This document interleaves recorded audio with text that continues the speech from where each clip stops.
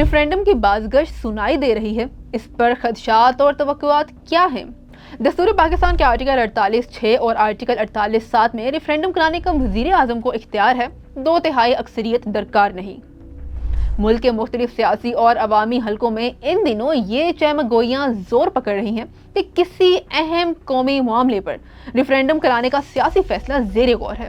آئین کا آرٹیکل 48(6) یہ ہے، اگر وزیر اعظم کسی بھی وقت قومی اہمیت کے کسی بھی معاملے میں ریفرینڈم کا انعقاد ضروری سمجھے تو وہ معاملے کو مجلس شورا پارلیمنٹ کے مشترکہ اجلاس کے حوالے کرے گا، اور اگر یہ مشترکہ اجلاس میں منظور ہوتا ہے تو وزیر اعظم اس کو ایسے سوال کی شکل میں جس کا جواب یا تو ہاں یا نہیں میں دیا جا سکتا ہے، ریفرینڈم کے حوالے کرنے کا حکم دے گا۔ آرٹیکل 48(7) مجلس شورا پارلیمنٹ کے ایکٹ کے ذریعے ریفرینڈم منعقد کرنے اور ریفرینڈم کے نتیجے کے تدوین اور اشتعال کا طریقہ کار مقرر کر سکے گا۔ عام قانون کی طرح پارلیمنٹ کے ایوان کوورم پورا ہوتے ہی حاضر ممبروں کی اکثریت سے اسے منظور کر سکے گی۔ اگرچہ حکومت کی جانب سے اس حوالے سے کوئی باضابطہ اعلان سامنے نہیں آیا، تاہم اس بجٹ نے نئی نسل اور سیاسی امور میں دلچسپی رکھنے والے شہریوں میں یہ سوال ضرور پیدا کر دیا ہے کہ پاکستان کے آئین میں ریفرینڈم کی گنجائش کب اور کیوں شامل کی گئی، ماضی میں کب ریفرینڈم ہوئے اور ان کے محرکات کیا تھے اور ان کے سیاسی اثرات کس نوعیت کے رہے۔ پاکستان کی سیاسی تاریخ کا جائزہ لیا جائے تو ریفرینڈم کا تصور پہلی مرتبہ اس وقت نمایاں ہوا جب 7 مارچ 1977 کے عام انتخابات کے بعد ملک شدید سیاسی بحران کا شکار ہوا۔ انتخابات کے ابتدائی نتائج سے اپوزیشن جماعتوں کے اتحاد پاکستان نیشنل الائنس (PNA) نے عدم اطمینان کا اظہار کیا، اور انتخابات کے صرف 3 روز بعد 10 مارچ 1977 کو صوبائی اسمبلیوں کو انتخابات کے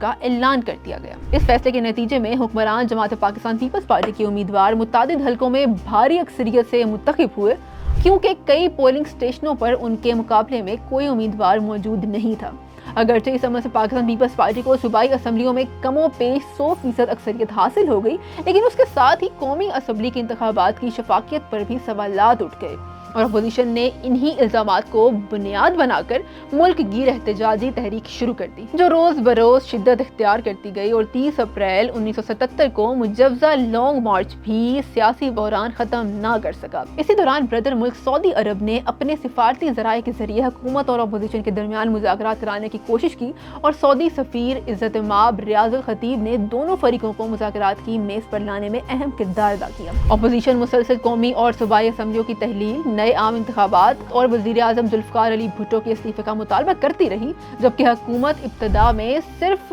صوبائی اسمبلیاں تحلیل کرنے پر آمادہ تھی۔ تاہم اتفاق رائے پیدا نہ ہو سکا، اور بالآخر 5 جولائی 1977 کو جنرل محمد ضیاء الحق نے مارشل لاء نافذ کر دیا۔ سارے ملک میں مارشل لاء نافذ کر دیا گیا ہے،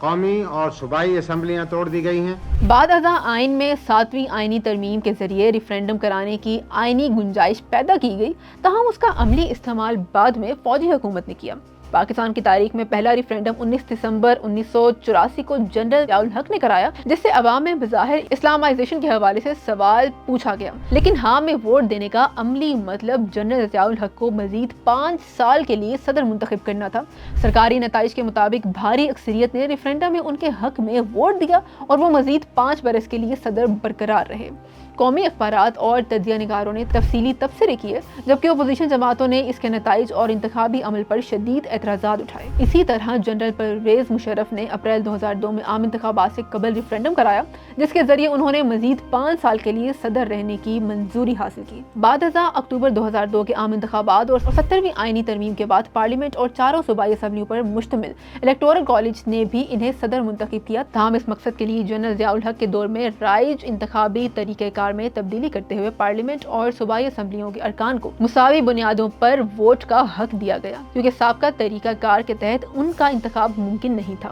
اب جبکہ ایک مرتبہ پھر ملک میں ریفرینڈم کی بازگشت سنائی دے رہی ہے، سیاسی و آئینی حلقے اس بات پر زور دے رہے ہیں کہ اگر واقعی ایسا کوئی فیصلہ کیا جاتا ہے تو اس کے لیے مکمل آئینی، قانونی اور شفاف انتخابی انتظامات یقینی بنائے جائیں، تاکہ کسی قسم کے تنازع یا بد اعتمادی کو جنم نہ ملے، کیونکہ پاکستان مزید کسی غیر شفاف، غیر اخلاقی یا متنازع انتخابی عمل کا متحمل نہیں ہو سکتا۔ مزید ایسے ویڈیوز کے لیے فالو کریں ہمارا YouTube چینل لفظ میڈیا آفیشیل۔